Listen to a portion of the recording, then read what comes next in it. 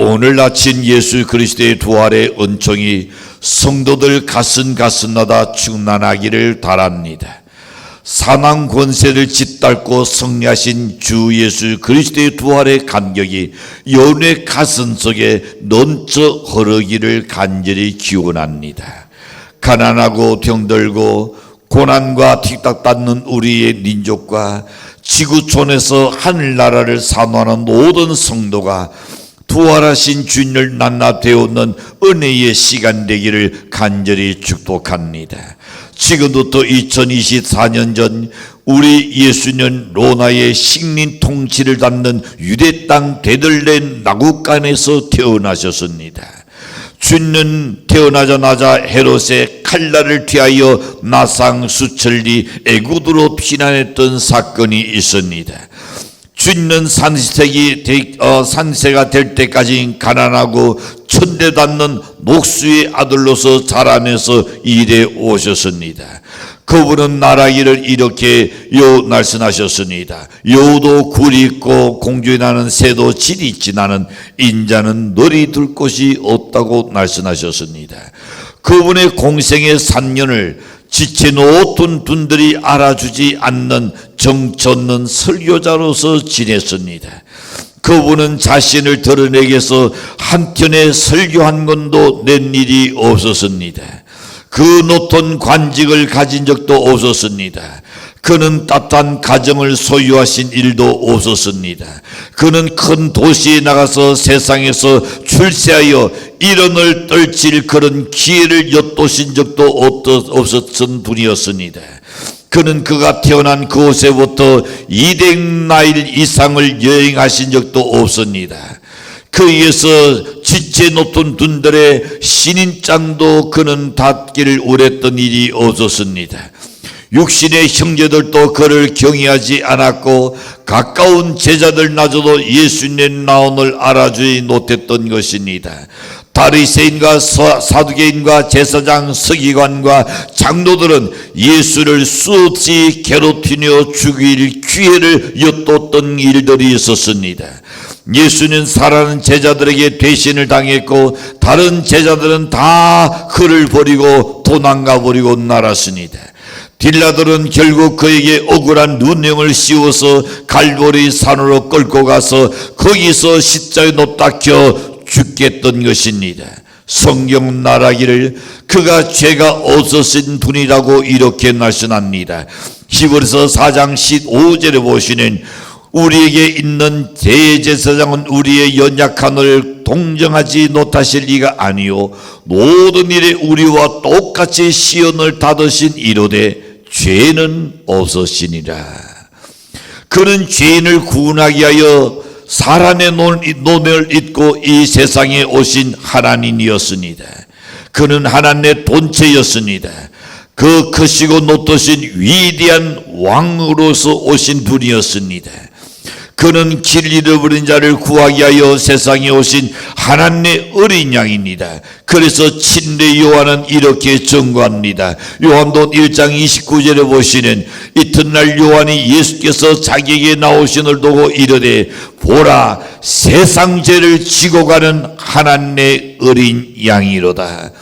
예수 그리스도는 세상 모든 인류의 죄를 짊어지고 인류의 죄를 대신하여 하나님의 신단답게 하여 나아가는 하나님의 어린 양이라고 제물이라고 말씀하셨습니다. 그는 두 강도와 함께 노닥겼습니다.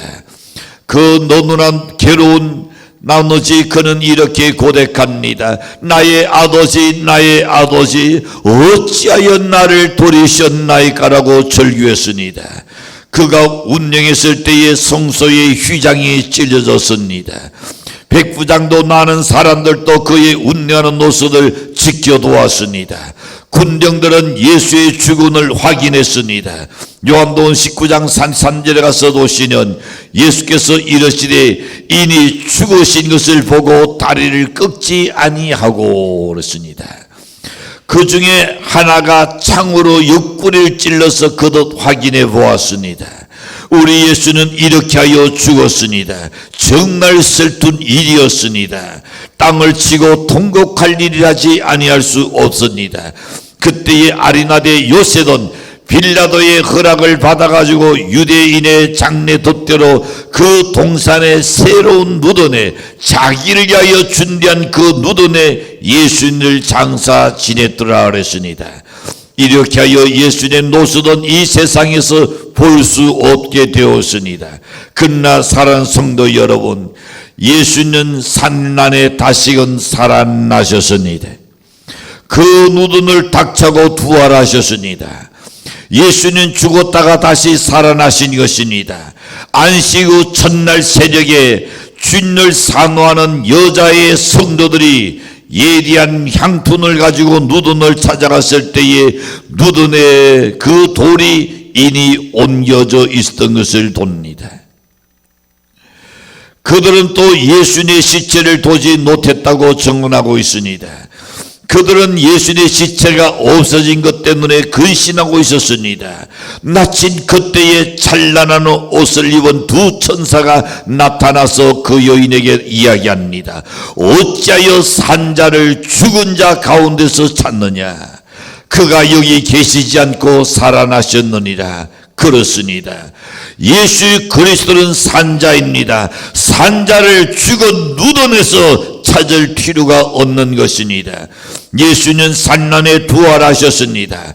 그는 누던에 갇혔을 뿐이 아닙니다. 왜냐하면 그분은 생명의 주인이었기 때문입니다. 부활의 주인은 살아계실 때에 이렇게 말씀하셨습니다. 요한복음 11장 25절과 26절에 가서 보시는 예수께서 이르시되 나는 부활이요 생리니 나를 믿는 자는 죽어도 살겠고 누워 살아서 나를 믿는 자는 영원히 죽지 아니하리니 이것을 네가 믿느냐 그랬습니다. 우리는 이 말씀을 믿어야 합니다.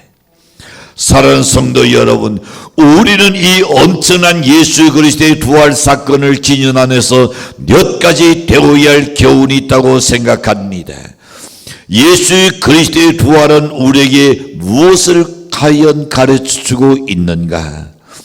빈 누드는 우리에게 무엇을 지금 말하고 있는가는 겁니다. 첫 번째 생각해 봅니다. 성경은 정확 무한 하나님의 말씀을 다시금 깨닫게 해줍니다. 왜냐하면 예수는 성경에 예언하신 대로 죽으셨다가 다시 살아나셨기 때문입니다. 사도 바울은 말했습니다. 고린도서 15장 3절과 4절에 보시는 내가 받은 것을 먼저 내게 전하노니 이는 성경대로 그리스도께서 우리 죄를 위하여 죽으시고 장사 지낸다 되었다가 성경대로 사흘만에 시작 다시 살아나사 믿습니까? 다시금 살아나셨다 그랬습니다. 예수 그리스도의 부활은 돌발적인 사건이 아닙니다. 예수님의 죽음과 부활은 성경에 이미 예언된 것이 그대로 이루어진 사건입니다. 또한 예수는 여러 차례 자신의 부활을 살아있을 때에 제자들에게 말씀하셨던 일입니다. 요한복음 2장 19절을 보시는 이렇게 말씀합니다.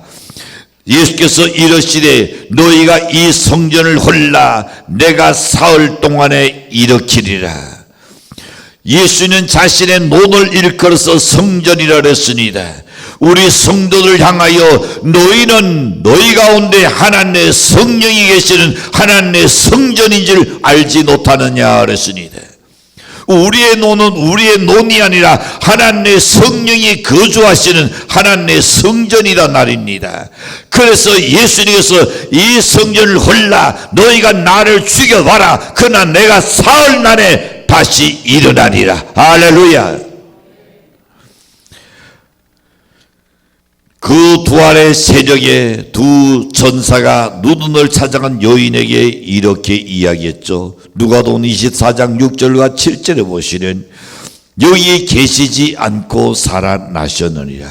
갈릴리에 계실 때에 너에게 어떻게 날씬하셨는지 기억하라. 이러기를 인자가 죄인의 손에 넘겨져 십자가에 놓다 키고 제3일에 다시 살아나야 하리라 하셨느니라 한데, 그 주님께서는 이니 십자가에 놓다 켜서 죽으시고 산난에 부활할 것을 제자들에게 말씀하셨습니다. 흔히 이단들이, 사이비 교주들이 나는 영생 불로한다. 여러분, 그런 게 아닙니다. 그런 사람이 있었죠. 그러니 그 교주를 따르는 많은 사람들이 부활할 거라 생각하고 물에 빠져 죽은 것을 건져내가지고 그 한여름에 둘러서서 찬양하고 기도하고 난리 났으니까 나는 점점 탈일째 더 서고 눈들어지기 시작합니다. 경찰에 의해서 결국은 장례식을 치른 사건이 어느 교단 교주 중에 있습니다. 사랑하는 성도 여러분, 예수님 성경에 예언하신 대로 십자가에 놓다 켜 죽었습니다. 그리고 또 성경에 예언하신 대로 산난에 정확하게 부활하셨습니다. 그는 부활하셨고 40일 동안 여러 사람들을 만났습니다. 깜짝하게 부활했다 그 날이 아니라 40일 동안 이 땅에 계시면서 많은 사람에게 보여주고 만져보라고 하셨고, 그리고 함께 음식도 나누셨고 주님의 부활을 입증했습니다. 그리고 성천하셨습니다. 지금도 우리 하나님 우편에 앉아 계십니다. 그뿐 아니라 지금도 우리와 우리 곁에 계십니다. 연애 안에 계십니다. 우리와 함께 계십니다. 이 나선을 믿으셔야 합니다. 아마 거듭나신 분은 알 겁니다. 연애 속에 하나님의 성령이 계시는 것을 나 느낄 겁니다. 경험하셨을 겁니다. 그 성령을 연애에 모시고 있다는 것을 알게 되실 겁니다. 믿고 인난일의 축복을 받으시기를 주인으로 간절히 축복합니다. 여러분, 사람은 못 믿습니다. 사람이 나타스가 아니라 사람이 나약하기 때문에 환경과 상황에 따라서 사람의 약속은 믿을 것이 못된다는 것을 느낄 겁니다. 세계의 독재자 히틀러는 이렇게 말합니다. 내가 약속을 지키지 않거든 나를 십자가에 놓다 켜 죽여도 좋다고 그는 호언장담하며 큰 소리 쳤습니다. 그리고 정권을 잡은 이후에 얼마나 나는 백성을 속였으며 얼마나 나는 백성을 우롱했는가 말입니다. 인간의 약속은 믿을 것이 못됩니다. 잊어버리기를 잘합니다. 약속을 지킬 만한 그런 능력이 없습니다. 내일을 예측할 수 없기 때문에 자기가 말한 것을 자기가 실행할 수 없을 때가 없잖아 있습니다. 그래서 작신산이란 말이 있습니다. 조속으로 변하는 것이 인간의 나훈입니다. 거짓된 것이 사람입니다. 나 자신도 내가 믿을 수 없는 것이 인간입니다. 누가 자기 자신을 믿을 수 있나요? 여러분 자신을 믿을 수 있나요? 여러분이 계획하는 그것이 그대로 다 이루어지고 있고 또 그렇게 될 걸로 믿나요? 희망상을 뿐입니다. 인간은 인간 자신도 믿을 수 없습니다. 자녀들도 믿을 것이 못됩니다. 자식도 흔히 말합니다. 내 돈 안에 있을 때 자식이지 내 돈을 벗어나는 순간에 달라지죠. 정치가들도 못 믿습니다. 세상에 믿을 사람이 어디 있습니까? 요즘 선거철이 다가왔습니다. 아마 요란한 선거 운동하고 여러 가지 공약들을 이야기할 겁니다. 믿어야 할 정치인을 믿을 수가 없다는 것은 백성이 참 슬픈 일입니다. 신의 논리에 따라서 좌우되는 세계의 치안 유지를 위해서 유엔을 믿을 수 있습니까? 보십시오. 하다스로 인해 가지고 이스라엘이 폭격을 당했습니다. 거기에 다시금 도독하고 있는 걸 봅니다. 러시아의 침공을 해서 우크라이나가 지금 당했으니 수많은 사람 죽었습니다. 아픈 자의 때리 낮은 자가 아야 한다고 그는 누가 유엔에서 어떻게 중재이 되겠습니까? 원리 원칙으로 돌이켜야 합니다. 너무 사람이 희생이 나누니까 여기서 중단하자. 낮은 사람은 어떡합니까? 희생된 사람은 어떡합니까? 땅덩어리 지금 침략당해서 떼앗긴 사람은 그건 어떡하라는 겁니까? 그래서 유엔도 믿을 수가 없다는 것이 결론입니다. 그러나 예수 그리스도는 신실하십니다. 그분은 어제나 오늘이나 영원토록 동일하실 줄로 믿습니다. 민수기 23장 19절을 보면 이렇게 말씀합니다. 하나님은 사람이 아니시니 그 다음에 시작 거짓말을 하지 않으시고 인생이 아니시니 후회가 없으시도다. 어찌 그 말씀하신 날을 행하지 않으시며 하신 말씀을 시행하지 않으시랴. 믿습니까? 예수님은 성경에 예언하신 대로 산난에 부활하셨습니다. 그분은 자신의 말한 것을 일전일획도 어김없이 지키시는 분입니다. 앞으로 성경 속에 예언된 것도 반드시 이루어질 줄로 확신합니다. 그는 사망 권세를 짓밟고 다시 살아나셨으니 할렐루야. 두 번째 우리는 생각해 봅니다. 이 부활의 아침에 우리가 배울 수 있는 둘째 교훈은 과연 무엇일까요? 그것은 우리 기독교는 참 생명의 종교인 것을 가르쳐 줍니다. 세상에는 많은 종교가 있습니다. 이런 세상 종교와 우리 기독교와는 근본적인 차이가 있습니다. 우리 기독교가 참 생명의 종교라는 사실은 부활하신 생명의 주인을 믿고 따르는 종교입니다. 사도행전 16장 31절을 보시면 이렇게 말씀합니다. 이르되 주 예수를 믿으라. 그리하면 너와 내 집이 구원을 다도리라. 연례 가정에 믿는 한 사람이라도 있다는 것은 감사할 일입니다. 그 사람으로 인하여서 온 가족이 구원받을 수 있다는 것 얼마나 큰 축복일까요? 요한복음 14장 6절에서 말씀합니다. 내가 길이요 진리요 생명이니 나로 말미암지 않고는 아버지께로 올 자가 없느니라. 예수 그리스도는 천국 가는 길입니다. 예수 그리스도는 우리에게 무생명의 생명을 주시는 길입니다. 그로 말미암아 아버지께로 올라갈 자가 예수 외에는 없다 그랬습니다. 불교에서는 습관론의 유고를 묻어둔 그 사리탑을 자랑합니다. 애구인들은 피라미드를 자랑합니다. 그러나 우리 기독교는 예수님의 누던이 없습니다.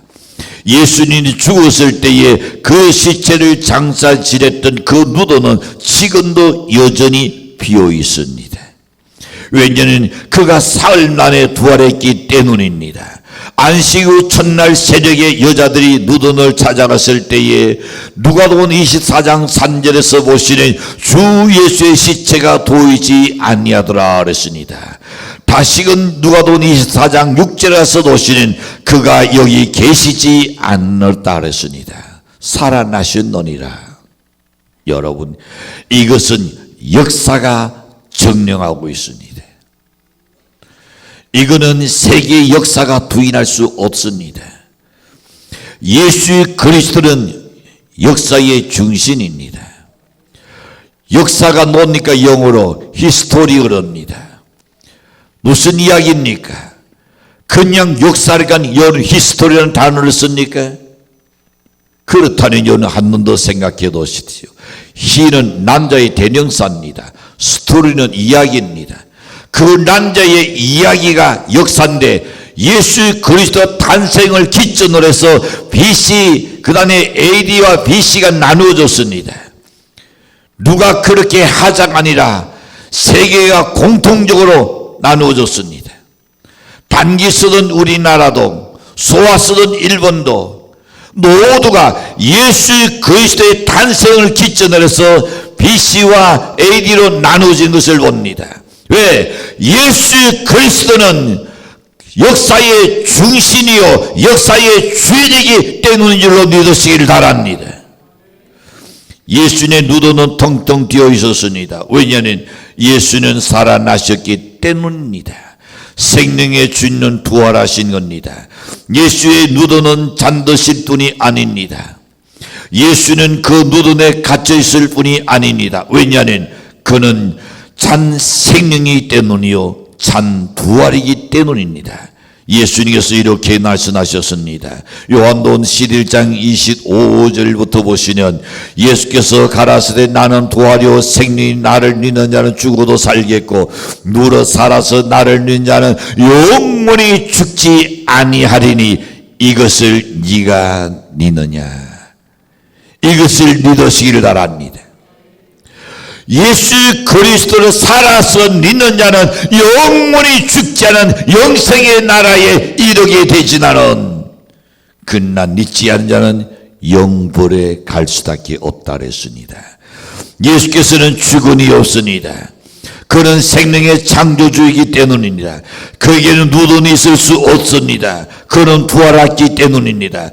그 누더에 잠드실 분이 아닙니다. 왜냐하면 땅을 만드신 그가 그 땅에 붙잡혀 있을 수가 없기 때문이었습니다.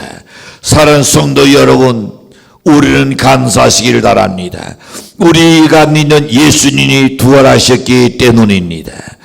우리의 죄를 사시기 위하여 죽으셨습니다. 또한 우리를 의롭다기 위하여 그는 살아나셨습니다. 예수는 부활 성천하셨습니다. 예수는 다시 사셨습니다. 우리 기독교가 생명의 종교라는 사실은 바로 여기에 있는 겁니다. 이 생명의 주인을 믿고 영생을 얻었음을 감사하시기를 바랍니다. 예수가 부활하신 것은 우리 기독교가 생명의 종교인 것을 말해줍니다. 예수의 누더니 비었다는 것은 기독교가 생명의 종교인 것을 증거하고 있습니다. 이것은 숨길 수 없는 역사의 증거입니다. 마지막 세 번째 생각해 봅니다. 우리가 부활의 아침에 또 다른 큰 교훈을 갖게 됩니다. 그것은 뭘까요? 죽음은 우리 인생의 종날이 아니라는 사실입니다. 죽은 저 너머에는 더 큰 차원의 새 생명이 있다는 사실을 우리에게 증거해 주고 있습니다. 예수 그리스도의 부활은 죽음이 인생의 종말이 아니라는 것을 확실히 말해 줍니다. 영화로운 부활의 새 세계가 있다는 것을 증거해 줍니다. 그러나 많은 사람들은 죽음으로 인생이 끝장났다고 생각합니다. 그래서 사람들은 죽음을 두려워합니다.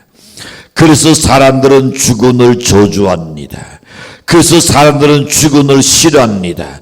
그래서 사람들은 죽지 않고 오래 살려고 발버둥친 것을 봅니다. 진시황이 어땠습니까? 오래 살고 싶어서 둘로쳐 둘사약을 구한 것도 이 때문이 아닐까요? 한무제가 어땠습니까? 슬로반에 이슬을 놓고 산 것도 바로 이 때문이 아닐까요? 누실론자 홈스는 1967년도에 죽었는데 그가 죽으면서 이런 말을 남겼습니다. 내가 전 세계를 소유하고 있다면 나의 생명을 단 하루만이라도 더 연장시켜 주는 자에게 나의 전 세계를 주고 싶다. 부활의 소망이 없는 자에게 있어서는 죽음이란 이렇게 엄숙한 것이요 삶이란 이렇게 절실한 겁니다. 그래서 어떤 이는 인생을 오무로 표현했습니다. 인생은 없다가 없어지는 것이다. 그러니 무엇이 과연 없어질까요? 여론의 지난 날을 생각해 놓으세요. 어릴 때는 철이 없고 젊어서는 정신 없고 중년이 들면 턴이 없고 늙어는 형편없고 늙어가니 노시 없다고요? 차나 말하기 싫죠. 그러나 사실 형편은 없어져 버려요. 그는 죽어는 땅속에 묻혀 없어지는 것이다. 그래서 인생의 오늘을 이야기했습니다. 그러나 살아는 죽음으로 끝나는 존재가 아닙니다. 죽음이 인생의 종착역이 아닙니다.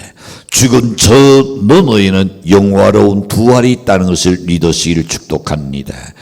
예수 그리스도의 부활은 이 엄청난 사실을 증거합니다. 사랑하는 성도 여러분, 죽음은 인생의 종날이 아닙니다. 죽음은 부활을 위한 한 과정일 뿐입니다. 그래서 신자는 죽음을 두려워하지 않습니다. 죽은 저 너머에 영원한 질이 우리를 기다리고 있기 때문인 줄로 믿습니다. 누든 저 너머에 천국이 있기 때문입니다. 죽은 저 너머에 부활이 있고 천국이 있습니다. 조린의 주님은 우리의 죄진 지기 위해서 이 땅에 오셨습니다.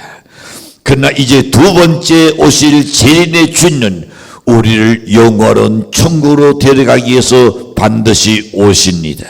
목마른 자에게 생명수 주시고 새 땅살이 고달던 성도들에게 하늘 집을 주기 위해서 오십니다. 약한 자를 강하게 하시고 병든 자에게 영원한 새 논을 주기 위해서 오십니다.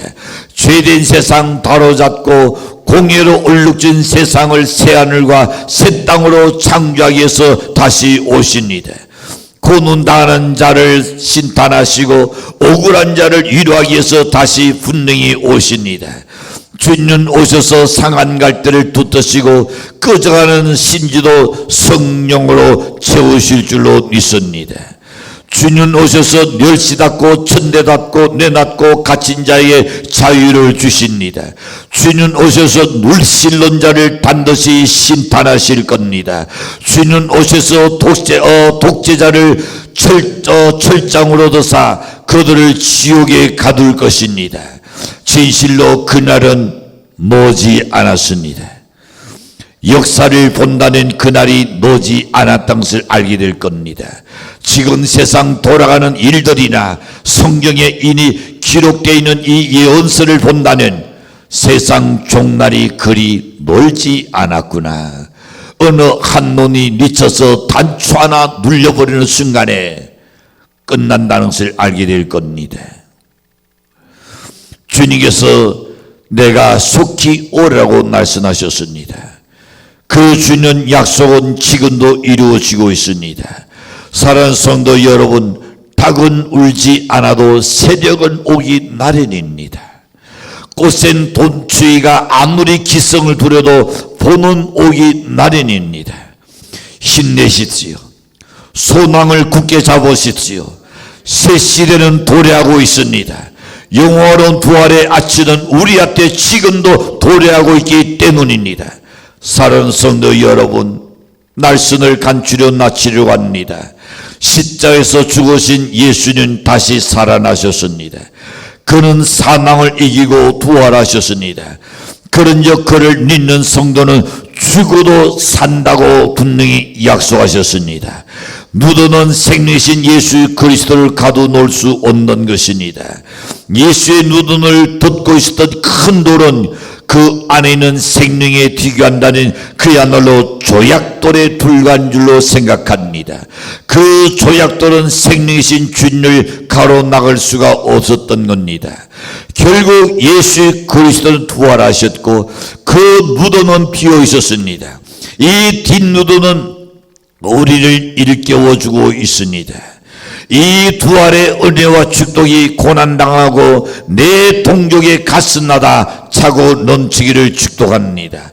이 부활의 소망이 하늘나라를 기다리는 모든 성도의 가슴에 새롭게 힘과 용기와 소망이 되기를 주인으로 간절히 축원합니다. 기도합시다.